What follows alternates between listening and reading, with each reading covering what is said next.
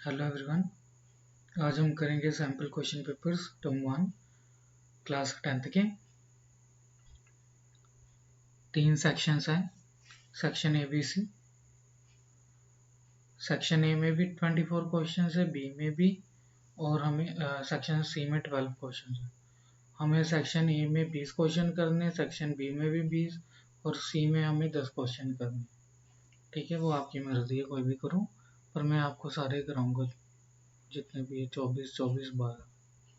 तो section A में से शुरू करते हैं। पहला क्वेश्चन है कि Reema took 5 ml of lead nitrate solution in a beaker and added approximately 4 ml of potassium iodide solution to it. What would she observe? तो जब लेड नाइट्रेट और पोटेशियम आयोडाइड रिएक्ट करेंगे तो हमारे पास जो न्यू सब्सटेंसेस बनेंगे उनमें पहला है पोटेशियम नाइट्रेट और लेड आयोडाइड। ये जो सा रिएक्शन होगा ये डबल डिस्प्लेसमेंट रिएक्शन होगा और इसमें जो ऑब्जर्वेशन आएगी वो क्या होगी कि येलो प्रेसिपिटेट बनेंगे। और वो क्यों बनेंगे? वो बनेंगे लेड आयोडाइड की वजह से। लेड आयोडाइड की वजह से येलो पीपीटीज बनेंगी सॉल्यूशन में। ठीक है, और जो पोटेशियम नाइट्रेट है वो जो सॉल्यूशन है उसमें डिसॉल्व हो जाएगा। Second question, identify gas A in the following experiment. तो ये एक्सपेरिमेंट कॉमन ही है कि इसका आंसर आएगा डाइल्यूट सल्फ्यूरिक एसिड में हमने क्या डाला हुआ है, डाइल्यूट सल्फ्यूरिक एसिड में हमने जिंक ग्रैन्यूल्स डाले हैं जिसकी वजह से एक गैस इवॉल्व होगी जो कि हम सोप सोल्यूशन में डालेंगे तो उसके बबल्स बन जाएंगे और जब वो बबल्स जो होंगे हम कैंडल उसके पास लेकर आएंगे तो हाइड्रोजन गैस बर्न होती है तो उसके जो बबल होंगे वो पॉप साउंड के साथ बर्स्ट करेंगे, फूटेंगे। ठीक है, तो उससे कंफर्म हो जाएगा कि वो हाइड्रोजन ही गैस है। तो इसका आंसर है बी, हाइड्रोजन गैस, सेकंड का। थर्ड क्वेश्चन, मेटल है, डाइल्यूट HCl डाला है उसमें, तो हमारे पास जो प्रोडक्ट आ रहा है वो है मेटल सॉल्ट और गैस। और इन्होंने कहा है कि कौन सा मेटल होगा, तो जो मेटल होगा वो जो होना चाहिए वो हाइड्रोजन से ज़्यादा रिएक्टिव होना चाहिए। जिस भी केस में जो मेटल है वो हाइड्रोजन से ज़्यादा रिएक्टिव है वो हाइड्रोजन को डिस्प्लेस करके क्लोरीन के साथ अपना सॉल्ट बना लेगा और हमारे पास जो हाइड्रोजन है वो एज अ गैस इवॉल्व होगी। अभी ऊपर ही हमने एक्सपेरिमेंट समझा है। तो कॉपर जो है वो हाइड्रोजन से लेस रिएक्टिव होती है तो इसमें गैस इवॉल्व नहीं होगी, इसलिए पहला गलत है। आयरन हाइड्रोजन से ज़्यादा रिएक्टिव है तो इसमें हाइड्रोजन गैस इवॉल्व होगी, तो सेकंड सही है। मैग्नीशियम हाइड्रोजन से ज़्यादा रिएक्टिव है और इसमें गैस इवॉल्व होगी, पर यहाँ पर नो लिखा हुआ है तो ये गलत है, तीसरा गलत है। जिंक जो है वो हाइड्रोजन से ज़्यादा रिएक्टिव है इसलिए इसमें भी गैस इवॉल्व होगी। तो आयरन और जिंक वाला सही है, मतलब सेकंड और फोर्थ सही है, तो इसलिए हमारा ऑप्शन डी बिल्कुल सही है क्योंकि इन दोनों में हाइड्रोजन गैस इवॉल्व होगी। मैग्नीशियम में भी हाइड्रोजन गैस इवॉल्व होगी पर यहाँ पर नो लिखा हुआ है इसलिए हमारा मैग्नीशियम वाला गलत हो गया। कॉपर में हमारी हाइड्रोजन गैस इवॉल्व नहीं होगी क्योंकि हाइड्रोजन ज़्यादा रिएक्टिव है कॉपर से। इस यहाँ पर हाइड्रोजन गैस के लिए यस लिखा हुआ है तो ये गलत है, इसलिए हमारा पहला और तीसरा ऑप्शन गलत है। सेकंड और फोर्थ सही है, तो इन्होंने which of the following two combination are correct, तो सेकंड और फोर्थ हमारा करेक्ट है। फोर्थ क्वेश्चन है कि which of the following correctly represents a balanced chemical equation. इनमें से बैलेंस केमिकल इक्वेशन क्या है? तो बैलेंस केमिकल इक्वेशन जो है वो उसमें होगा कि number of atoms in reactant side और प्रोडक्ट साइड सेम होने चाहिए। तो हम शुरू करते हैं, मतलब रिएक्शन सेम ही है, आयरन रिएक्ट कर रहा है वाटर के साथ और हमें क्या मिलेगा, आयरन का कंपाउंड मिलेगा और हमारे पास हाइड्रोजन गैस इवॉल्व होगी। ठीक है, तो हमारे पास रिएक्टेंट साइड पे पहले ऑप्शन में तो बैलेंस नहीं है, क्योंकि रिएक्टेंट साइड में आयरन 1 है और प्रोडक्ट साइड में उसके एटम 3 है, तो ये पहला तो गलत हो गया। बी ऑप्शन में हम देखें तो आयरन 3 है रिएक्टेंट साइड में और प्रोडक्ट साइड में भी कितने हैं, 3 है। चलो अगले एटम की तरफ जाएंगे। जब हमारा पहला एटम के नंबर ऑफ एटम्स रिएक्टेंट और प्रोडक्ट साइड सेम होंगे, उसके बाद हम आगे जाएंगे। जैसे हमारा पहला ऑप्शन कट गया तो सारे चेक करने की ज़रूरत नहीं है, क्योंकि ये ऑप्शंस में है, हमें खुद नहीं बैलेंस करना, तो हम ऑप्शंस को ही देख के आंसर मार्क करेंगे। तो बी ऑप्शन पे थे, बी ऑप्शन में रिएक्टेंट साइड पे 3 एटम्स है आयरन के, प्रोडक्ट साइड पे भी 3 है, वाटर के में हाइड्रोजन के 8 एटम्स है और उधर प्रोडक्ट साइड में भी 8 है 4H2 गैस की फॉर्म में, और ऑक्सीजन जो रिएक्टेंट साइड पे है वो 4 एटम्स है और रिएक्टेंट साइड पे 4 एटम्स है ऑक्सीजन और प्रोडक्ट साइड पे भी 4 है। तो ये हमारी बैलेंस केमिकल इक्वेशन है।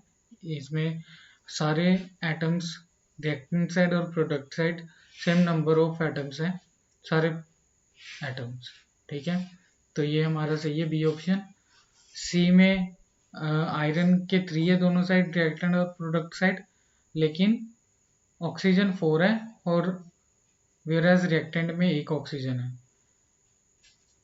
डी ऑप्शन में भी यही है, आयरन 3 है दोनों साइड, ऑक्सीजन भी 4 है, ठीक है दोनों साइड, पर जो हाइड्रोजन है रिएक्टेंट साइड पे 8 है पर प्रोडक्ट साइड पे 2 है, तो इसलिए हमारा बी ऑप्शन एकदम सही है।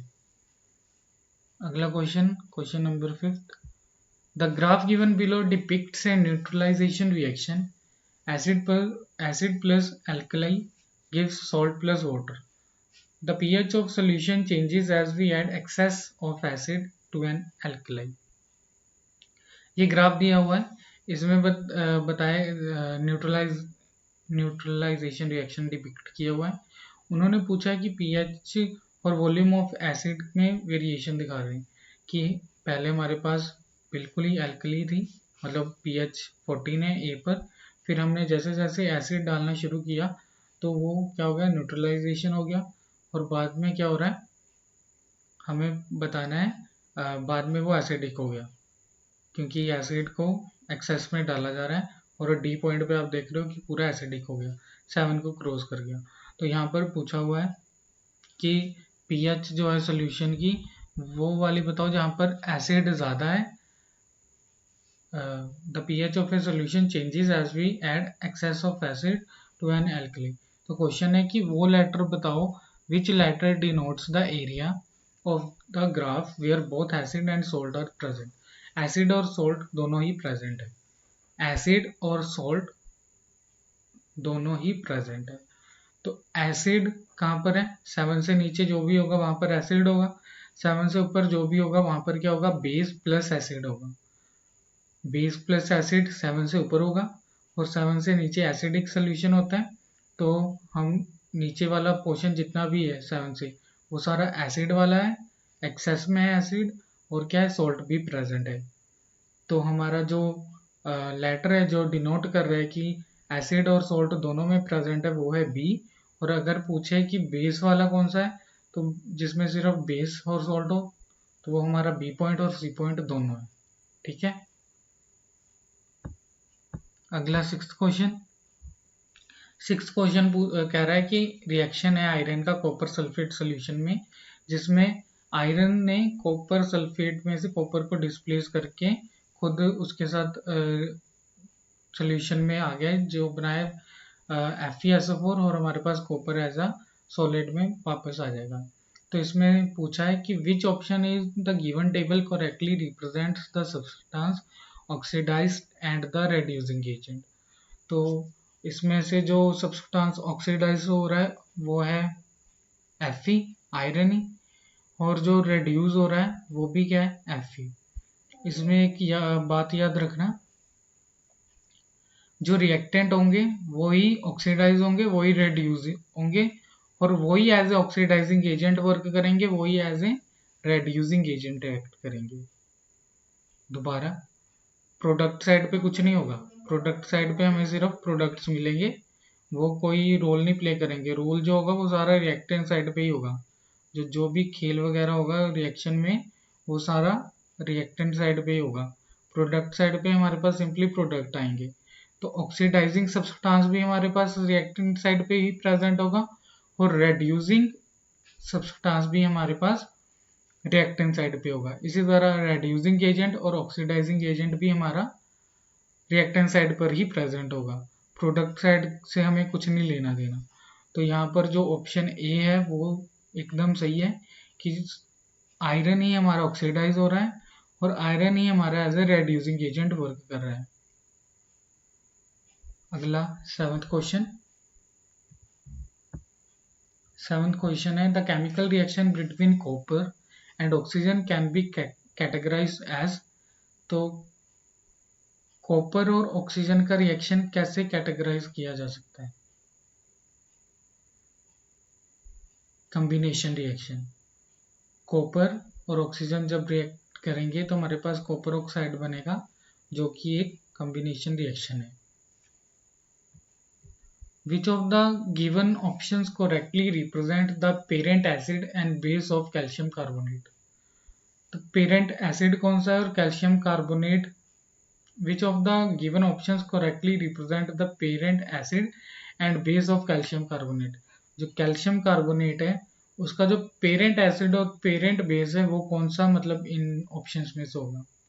HCl अगर बेस है और पेरेंट बेस, HCl अगर पेरेंट एसिड है और NaOH अगर पेरेंट बेस है, तो एसिड और बेस हमारे पास न्यूट्रलाइजेशन रिएक्शन दे देगा, ये हमारे पास NaCl प्लस वाटर बन जाएगा, तो ये तो गलत है। बी ऑप्शन में अगर देखें तो हाइड्रोजन कार्बोनेट और कैल्शियम हाइड्रोक्साइड है। तो कैल्शियम हाइड्रोक्साइड जो है ज़्यादा रिएक्टिव है हाइड्रोजन से, वो हाइड्रोजन को रिप्लेस करके कैल्शियम कार्बोनेट बना लेगा, और जो हमारे पास बचेगा वो हमारे पास वाटर बचेगा। तो हमारा जो ऑप्शन बी है वो बिल्कुल सही है। तीसरे ऑप्शन गलत है। कैल्शियम हाइड्रोजन को इसमें भी रिप्लेस करके कैल्शियम फॉस्फेट बना लेगा, और हमारे पास वहां पर हाइड्रोजन सल्फेट बनेगा, ये तो हमें चाहिए ही नहीं। डी ऑप्शन में भी कैल्शियम रिप्लेस करके कैल्शियम सल्फेट बना लेगा और उधर जाएगा हाइड्रोजन सल्फेट। ठीक है, तो हमारा बी ऑप्शन एकदम करेक्ट है। जो हमारा पेरेंट एसिड है वो है हाइड्रोजन कार्बोनेट, और जो पेरेंट बेस है वो है कैल्शियम हाइड्रोक्साइड, जिससे हमें कैल्शियम कार्बोनेट मिल जाएगा। Answer 9। How will you protect yourself from the heat generated while diluting A concentrated acid? जब एसिड को, जो कि कंसंट्रेटेड है, उसे जब डाइल्यूट किया जाता है, डाइल्यूट क्या होता है कि एसिड का कंटेंट कम, वाटर ज़्यादा होना चाहिए उसे। तो जब भी हम एसिड ऐड करेंगे तो हमें उसे पानी में डालना है, जिससे कि हम अपने आप को हीटिंग जो जनरेट होती है उससे बचा सकते हैं विद कांस्टेंट स्टायरिंग। तो ऑप्शन ए इसमें एकदम सही है कि by adding acid to water with constant stirring. ठीक है। 10th, why is it important to balance a skeletal chemical equation? Chemical equation जो स्केलेटल होती है उसे बैलेंस करना क्यों जरूरी है? किसी भी केमिकल इक्वेशन को बैलेंस करना इसलिए ज़रूरी है क्योंकि law of conservation of mass के अकॉर्डिंग ना ही हम mass, neither we can create nor destroyed mass in a chemical reaction. ठीक है, तो इसका सही ऑप्शन है option C, to verify the law of conservation of mass हम स्केलेटन केमिकल इक्वेशन को बैलेंस करते हैं। Question 11, carefully study the diagram of the human respiratory system with labels A, B, C, D. Select the option which gives correct identification and main function and your characteristics. तो जो 1, 2, 3, 4 दिए हुए हैं इनका नाम भी बताना है और इनके फंक्शन भी बताने हैं। पहला ट्राइचिया है, दूसरा रिब्स है, तीसरा एलिवियोली है और चौथा डायफ्रा है। तो चारों के नाम तो सही लिखे हैं, चारों के नाम सही लिखे हैं।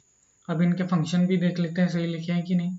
इनमें से किसी एक ऑप्शन में ही सही लिखे हैं, बाकी सब में गलत है। तो इनके नाम तो ऑप्शन वाइज पहले का ट्रेचिया है, दूसरे का रिब्स है, तीसरे का एल्वियोली है, चौथे का डायफ्रा है। तो ये चारों के नाम तो सही है, पर फंक्शन देखते हैं सही है कि नहीं। तो trachea, it is supported by bony rings for conducting inspired air. ठीक है, ये सही है, पर इसमें बोनी रिंग्स नहीं होती, जो रिंग्स होती है वो बोनी नहीं होती, वो मस्कुलर होती है। तो ये गलत हो गया पहला ऑप्शन, क्योंकि वो बोनी नहीं होती, मस्कुलर होती है। अब सेकंड ऑप्शन है रिब्स। रिब्स जो है when we breathe out, ribs are lifted. ये भी गलत है, क्योंकि रिब्स तभी लिफ्टेड होते हैं जब हम ब्रीथ इन करते हैं, तो ये भी गलत हो गया। अब तीसरा है alveoli, thin walled sac like structure for exchange of gases. ये बिल्कुल सही है। थिन वॉल्ड सैक होता है जिसमें गैसेस की एक्सचेंज होती है, ठीक है। डायफ्राम है, it is pulled up when we breathe in. जब हम सांस अंदर लेते हैं तो ये पुल्ड अप होता है। पुल्ड अप सुनने में तो ठीक लग रहा है, पर इसके लिए जो करेक्ट वर्ड है वो है फ्लैटन, जिससे क्या होता है, वो एरिया ज़्यादा देता है लंग्स को फूलने के लिए। तो चौथा भी गलत है। अगर यहाँ पर फ्लैटन लिखा होता तो ये सही हो जाता। एल्वियोली एकदम सही है, तो हमारा ऑप्शन सी है, सही है। Question number 12. Identify the options that indicates the correct enzyme that is created in location A, B and C. A B C में मतलब फर्स्ट सेकंड ऑप्शन थर्ड में जो क्रिएट होता है। माउथ में जो क्रिएट होता है वो क्या है? एमाइलेस। और जो स्टमक में रिलीज होता है वो पेप्सिन है। और जो पेनक्रियाज के पास रिलीज होता है वो ट्रिप्सिन है। तो इसका ऑप्शन बी एकदम सही है। Question 13th, opening and closing of stomatal pores depends on. जो स्टोमेटल पोर्स की ओपनिंग किस पे डिपेंड करती है? वो कार्बन डाइऑक्साइड की कंसंट्रेशन पे डिपेंड करती है। तो इसका सही ऑप्शन है C. Question number 14th। Question number 14th है कि the figure given below shows a systematic, okay sorry, the figure given below shows a schematic plan of blood circulation in humans with labels 1 to 4. Identify the correct labels with its function. तो पहला option, दूसरा, तीसरा, चौथा। तो पहला जो हमारा वो पल्मोनरी वेन्स है, दूसरा हमारा अयोटा है, तीसरा हमारा पल्मोनरी आर्टरी है, और चौथा हमारा वीना कैवा है, और तीसरा हमारा पल्मोनरी आर्टरी है। तो अब देख लेते हैं किस किस का नाम सही है। तो पहले देखते हैं, पहले का पल्मोनरी वीन है, सही है। दूसरे का पल्मोनरी आर्टरी गलत है, वो अयोटा है। तीसरे का पल्मोनरी आर्टरी है, पर वहाँ पर लिखा हुआ है अयोटा, तो ये गलत है। बी और सी कट गए क्योंकि इनके नाम गलत हैं। डी है वीना केवा। हमें ए और डी को ही चेक करना है, मतलब नाम सही है, अब इनके फंक्शन देखने हैं। पल्मोनरी वीन का फंक्शन है हार्ट, लंग्स में से ब्लड को लेकर हार्ट को देना। ऑक्सीजनेटेड ब्लड लंग्स से लेकर हार्ट को देना। तो ये ए भी गलत है कि ये इम्प्योर ब्लड लेकर आती है, जबकि ये गलत है, ये प्योर ब्लड लेकर आती है, ठीक है, फ्रॉम लंग्स टू हार्ट। अब जो फोर्थ है वीना केवा, ये क्या करता है? Take blood from the body parts to the right auricle. तो ये इसका फंक्शन बिल्कुल सही है, राइट ऑरिकल को पहुंचाता है ये ब्लड पूरी बॉडी में से। तो इसका ऑप्शन क्या है? डी है। 14th का आंसर डी है। 15th question, identify the phase of circulation which is represented in the diagram of heart given below. Arrows indicate contraction of the chambers shown. जब हमारी चैम्बर्स की, लोअर चैम्बर्स की, ventricles की contraction होती है तो blood क्या होता है? ब्लड क्या होता है? पंप आउट होता है। जो ऑक्सीजनेटेड ब्लड होता है वो बॉडी में पंप आउट होता, पूरे बॉडी में सर्कुलेट करता है, और जो डीऑक्सीजनेटेड ब्लड होता है वो हमारा लंग्स के पास चला जाता है, ठीक है, साइमल्टेनियसली ये काम होता है। तो इसका जो सही ऑप्शन है वो ऑप्शन बी है कि blood is transferred to lungs for oxygenation and is pumped into various organs simultaneously. इस डायग्राम को जूम करके देखते हैं।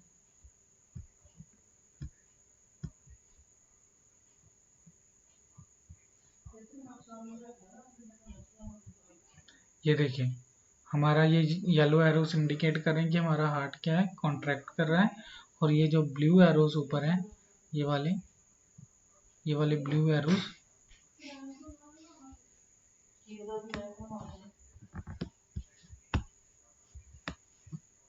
ये वाले जो ब्लू एरोस है दो, ये और इसके साथ वाला, ये क्या इंडिकेट करें कि ब्लड पंप आउट हो रहा है, एक लंग के पास जा रहा है और एक बॉडी के बाकी अदर पार्ट्स के पास जा रहा है। तो ये हो गया क्लियर हमारा। 15th का आंसर क्या है, बी, कि ब्लड ट्रांसफर हो रहा है लंग्स के पास फॉर ऑक्सीजनेशन और pumped into various organs simultaneously. ठीक है, अब क्वेश्चन 16 कह रहे observe the diagram of human digestive system. ये क्वेश्चन जो है ना, ये थोड़े कॉम्प्लिकेटेड है, तो इन्हें अच्छे से करके जाना, आ सकते हैं पेपर में। कहते observe the diagram of human digestive system. तो पहला ऑप्शन जो है हमारा माउथ है। माउथ के लिए हम चेक कर लेते हैं ABCD में से कौन सा सही है। तो माउथ जो है हमारा initial phase of starch digestion है। स्टार्च की डाइजेशन हमारे माउथ में होती है। तो पहले का तो हमारा मिल गया बी। सेकंड का चेक करते हैं। सेकंड जो है हमारा है लीवर। लीवर में हमारी क्या होता है, increase the efficiency of lipase enzyme action. तो ये हमारा सही है। और सी, थर्ड ऑप्शन क्या है, पेनक्रियास के पास। तो पेनक्रियास के पास हमारे जो अगला पोर्शन आता है वो होता है हमारा स्मॉल इंटेस्टाइन। तो यहाँ पर स्मॉल इंटेस्टाइन शो नहीं किया हुआ है, पर ये काम उसी का करेगा ऑप्शन के अकॉर्डिंगली। ऑप्शन में अगर हम जाएं तो हमारा ये काम जो करेगा, ये site of complete digestion of carbohydrates, proteins and fats सही होगा इसके लिए। और जो फोर्थ है वो होगा the length of this depends on the food of organisms eat. ठीक है, तो इसके लिए जो हमारा सही आंसर होगा क्वेश्चन नंबर 16 का, वो हमारा आंसर बी होगा। ऑप्शन बी हमारा सही होगा। पहला बी, मतलब 16 का बी आंसर है। तो कॉलम 1 जो है उसका कॉलम 2 अगर मैच करें तो वो हमारा बी पार्ट है। और कॉलम 1 में सेकंड का हमारा कॉलम 1 में सेकंड ऑप्शन हमारा जाएगा कॉलम सेकंड के सी ऑप्शन के साथ, और कॉलम 1 का थर्ड जो जाएगा हमारा कॉलम सेकंड के डी ऑप्शन से, और कॉलम फर्स्ट का फोर्थ ऑप्शन हमारा कॉलम सेकंड के ए ऑप्शन के साथ जाएगा। तो ये हमारा बी ऑप्शन सही है 16th के लिए। अब 17th क्वेश्चन। 17th क्वेश्चन कह रहे हैं which of the following mirror is used by dentist to examine a small cavity in patient's teeth. तो जो डेंटिस्ट हमारे यहाँ जो वो मिरर यूज करते हैं वो कनकेव मिरर होता है। तो इसका ऑप्शन सी बिल्कुल सही है। अगला हमारा 18th क्वेश्चन। 18th क्वेश्चन है रे डायग्राम पर, और ये लेंस है कन्वर्जिंग लेंस, हमारा कॉन्वेक्स लेंस। तो जो हमारा कॉन्वेक्स लेंस है कन्वर्जिंग लेंस है, तो इसमें से जो ऑप्शन सही है वो सी ऑप्शन है, क्योंकि जो भी हमारी रेज ऑप्टिकल सेंटर में से पास होगी वो सीधी जाएंगी, तिरछी नहीं जाएंगी। तो इसमें से जो हमारा सही ऑप्शन है वो हमारा सी ऑप्शन है, बाकी तीनों गलत हैं। 19th question. 19th क्वेश्चन क्या है, विच of the following can make a parallel beam of light when light from A point source is incident on it. Point source से जो भी लाइट आएगी तो जो पैरेलल बीम्स ऑफ लाइट में उसे कन्वर्ट कर देंगी वो कौन सा होगा। तो वो होगा कनकेव मिरर और कन्वेक्स लेंस, बाकी कोई नहीं कर सकता। तो 19वें का ए आंसर बिल्कुल सही है। कन्वेक्स मिरर उसे डाइवर्ज कर देगा, कनकेव लेंस भी उसे डाइवर्ज कर लेगा, इसलिए बी ऑप्शन गलत है। प्लेन मिरर 90 डिग्री पे रखा जाए तो वो भी नहीं कर पाएंगे। डी ऑप्शन जो कनकेव मिरर है वो तो उसे कर देगा पैरेलल बीम्स में, पर कनकेव लेंस नहीं कर पाएगा, इसलिए डी ऑप्शन भी गलत हो गया। तो ए ऑप्शन हमारा बिल्कुल सही है। Question number 20। Consider these indices of refraction, glass, air, water, or based on refractive indices of three materials arranged the speed of light through them in decreasing order। तो इनका रिफ्रैक्टिव इंडेक्स दिया हुआ है glass, air और water का, और इन्हें arrange करना है कि किसकी स्पीड ऑफ लाइट सबसे ज़्यादा है, फिर कम, फिर उससे कम, मतलब डिक्रीजिंग ऑर्डर में लगाना है।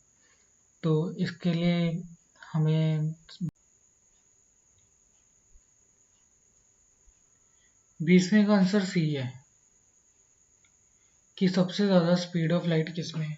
एयर में सबसे ज़्यादा स्पीड ऑफ लाइट है, उसके बाद वाटर में है, और उसके बाद ग्लास में। ठीक है, जिसमें ज़्यादा स्पीड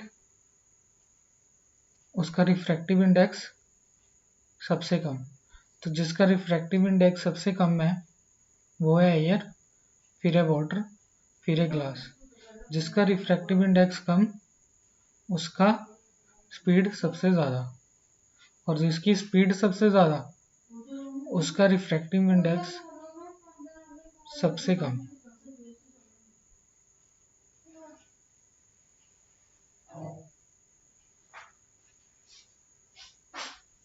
रिफ्रैक्टिव इंडेक्स होता क्या है? Speed of air upon speed of light in medium. तो मीडियम नीचे आ रहा है, अगर मीडियम में स्पीड ज़्यादा तो रिफ्रैक्टिव इंडेक्स कम, और अगर मीडियम में स्पीड कम तो रिफ्रैक्टिव इंडेक्स ज़्यादा। तो हमें स्पीड लगानी है डिक्रीजिंग ऑर्डर में कि सबसे कम किसकी है। तो सबसे कम सबसे ज़्यादा डिक्रीजिंग ऑर्डर में लगानी है, मतलब ज़्यादा से कम की तरफ लगानी है। तो सबसे ज़्यादा स्पीड ऑफ लाइट किस में है? एयर में, फिर वाटर में, फिर ग्लास में। तो इसका ऑप्शन सी सही है। अगला question 21।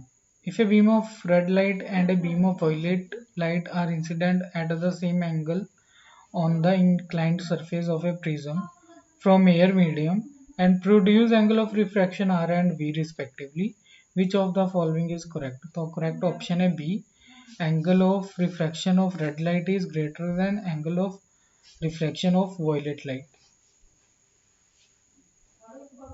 Question number 22. Examine the above diagram and state which of the following option is correct। So इन्होंने बताया हुआ कि 1 small box is equal to 1 centimetre. तो इसे थोड़ा जूम कर लेते हैं।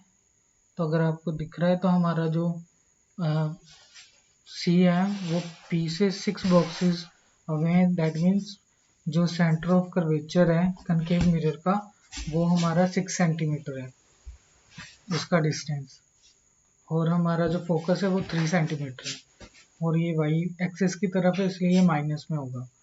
तो इसमें जो सही ऑप्शन है वो ऑप्शन हमारा करेक्ट जो होगा वो हमारा होगा ऑप्शन नंबर बी। हमारा जो फोकल लेंथ है वो -3 है, और जो इमेज होगी उसकी मैग्निफिकेशन 1 होगी। ठीक है, उसकी मैग्निफिकेशन 1 होगी।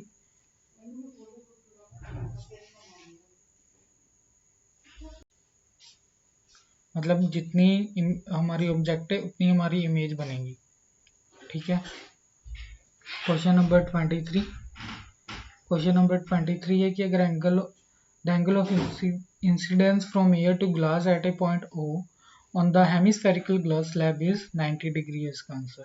ठीक है, तो क्वेश्चन नंबर 24, ये क्वेश्चन थोड़ा कॉम्प्लिकेटेड है, तो इसका आंसर पहले क्वेश्चन पढ़ लेते हैं। प्रिज्म ABC है, BC को बेस मानना है। तो ये अच्छे से पढ़ लेना, BC को बेस मानना है, क्योंकि इसमें मैं भी थोड़ा सा फंस गया था। तो मैंने BC AB को बताऊंगा आगे जब अभी समझाऊंगा। तो प्रिज्म ABC है, इसमें BC को बेस मानना है। इस प्लेस इन डिफरेंट ओरिएंटेशंस, अलग अलग ओरिएंटेशंस में रखा हुआ है। Narrow beam of white light is incident on a prism as shown in below figure. In which of the following diagrams after dispersion the third color from the top of the spectrum corresponds to the color of the sky? पहले तो इसमें options को हम delete करते हैं। पहला option है BC, इसमें हमारे पास बेस है ट्रेपेजियम में, ये ठीक है। सेकंड में भी हमारे पास BC बेस है, ये भी ठीक है डायग्राम में। तीसरे ऑप्शन में जो हमारा AB है वो बेस की तरह एक्ट कर रहा है इंसिडेंट रे के अकॉर्डिंग, तो ये हमारा कट गया। और जो फोर्थ ऑप्शन है इसमें भी हमारा BA as a base act कर रहा है इंसिडेंट रे के अकॉर्डिंगली, तो ये भी कट गया। थर्ड ऑप्शन और फोर्थ ऑप्शन कट गया हमारे पास। अब फर्स्ट ऑप्शन और सेकंड ऑप्शन डायग्राम में बचा है। तो अब अगर हम इंसिडेंट रे के अकॉर्डिंग चले तो जब प्रिज्म में जाएगा तो वो वाइट लाइट जो होगी उसमें से 7 कलर्स निकलेंगे, और 7 कलर्स जो होंगे वो विबग्योर होगा, मतलब रेनबो के जितने भी 7 कलर्स होते हैं वो निकलेंगे। और जो हमारा विबग्योर होगा उसमें से जो वॉयलेट होगा वो सी के पास होगा, सी की तरफ ज़्यादा होगा, और जो रेड होगा वो ए की तरफ होगा। और इसी तरह अगर सेकेंड डायग्राम में देखें तो हमारा BC बेस है, और इसमें जो हमारा वॉयलेट होगा वो B की तरफ होगा। एंड वाले कलर्स के नाम बोल रहा हूँ, एंड वाले कलर्स के नाम बोल रहा हूँ, और ऊपर जो होगा वो रेड होगा।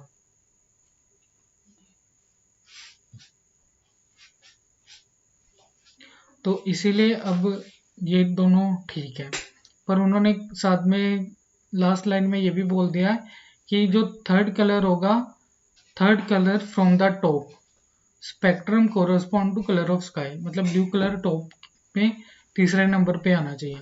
तो उस अकॉर्डिंगली हमारा जो सही ऑप्शन है वो सेकंड ऑप्शन है, तो इसलिए हमारा जो आंसर होगा वो B ऑप्शन होगा। हमने सेक्शन A कंप्लीट कर लिया है, सेक्शन B अगली वीडियो में आप देख सकते हैं, और अगर आपको ये अच्छी लगे हो तो आप इसे शेयर भी कर सकते हैं।